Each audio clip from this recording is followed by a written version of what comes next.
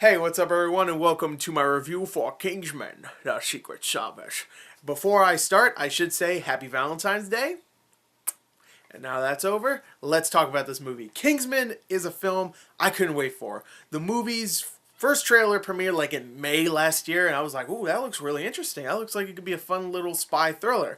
Then the Red Band trailer showed like December of last year, and I was like, okay, now I know what it is. It's a spy thriller, but it's a homage to the classic spy movies of the 80s, the 70s, the 60s. Stuff like, of course, James Bond, and hell, even TV shows like The Man from U.N.C.L.E. and Get Smart. Now, I'm not the biggest fan of Get Smart and Man from U.N.C.L.E., I'll admit, but James Bond, I love the classic James Bond films. Those are so cheesy, goofy, but really fun. Just cheesy, fun times. So I was really looking forward to this, even if it is just another one of those types of films. If it's an homage and it's well done, it's very funny, all that stuff, I'm in like Flynn. And let me tell you, well, I can't tell you, this is the intro. I can't spoil what I thought of it, but let's talk about the story. The story for Kingsman, The Secret Service, follows Eggsy, played by Taron Egerton, who is definitely an up-and-coming actor. We'll be seeing him more in the future. Who is a young bloke. He's a young bloke who's on the wrong path.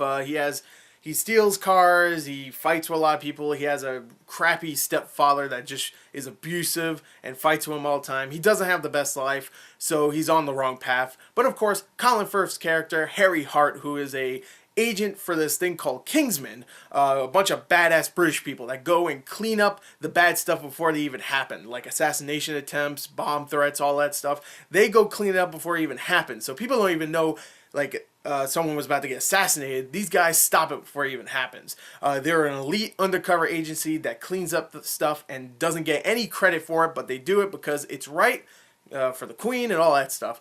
And of course, Colin Firth is like, hey, I see a lot of potential in you. Your father was a Kingsman agent. He died in the field, and I promised him I would make it up to him because Colin Firth, he screwed up and his father got killed for it. So he promised he would make it up to him. So, hey, I'm going to give you a chance. We just lost a recent agent to a guy named Samuel Jackson. A guy named Valentine, played by Samuel Jackson.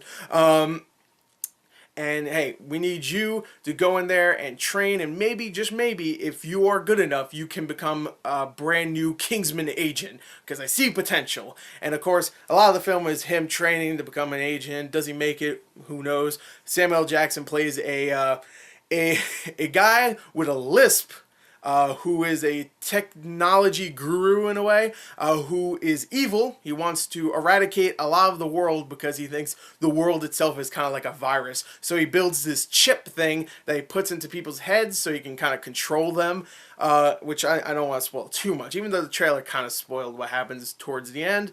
Let's just say things go crazy towards the end.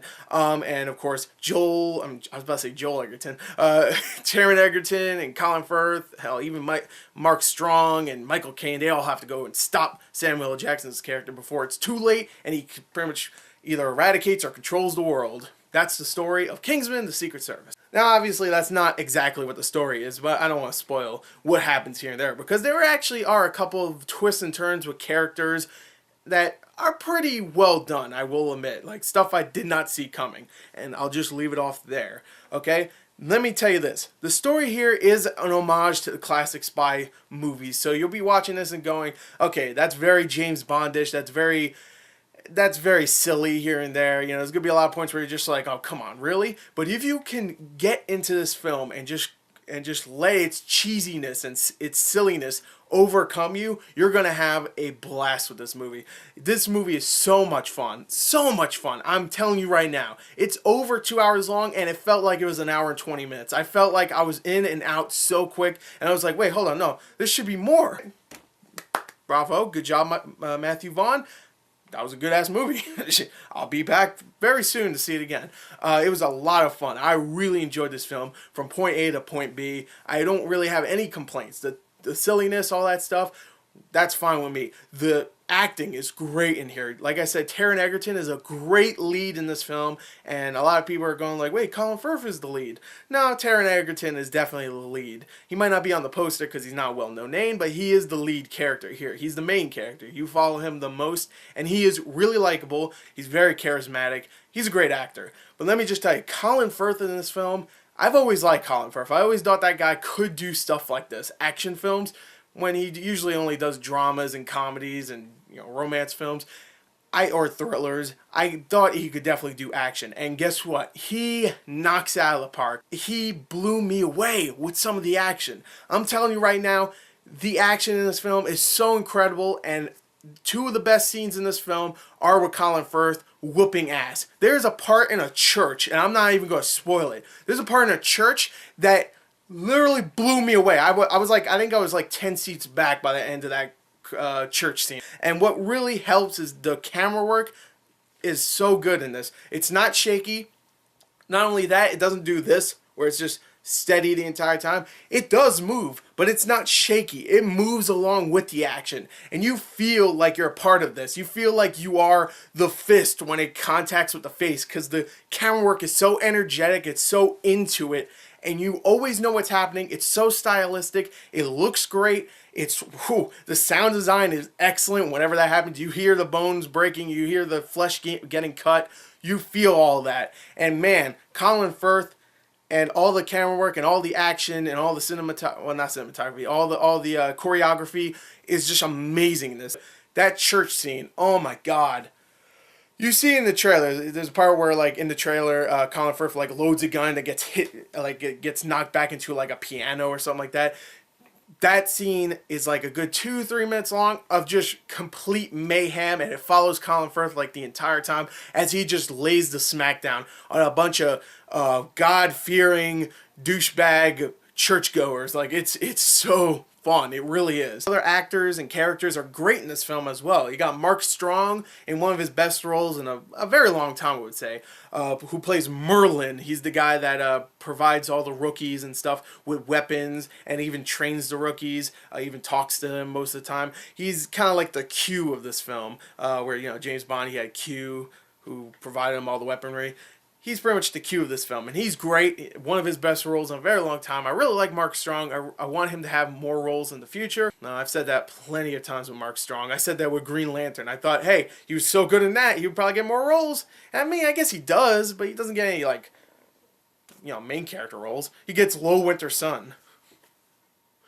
Ooh, that did well. You got, of course, Michael Caine, and he is good. Don't get me wrong, he is good, but his character is kind of forgettable. He's just there to be the head of the Kingsman, and there's a twist with his character. It's very shallow. His character is admittedly pretty forgettable, and I wish they used him a little bit more for some of, not the action. Of course, Michael Caine's like, what, 75? He's not going to do any action. But I would have liked to see some Harry Brown come out of him, because that sounds weird. Some Harry Brown.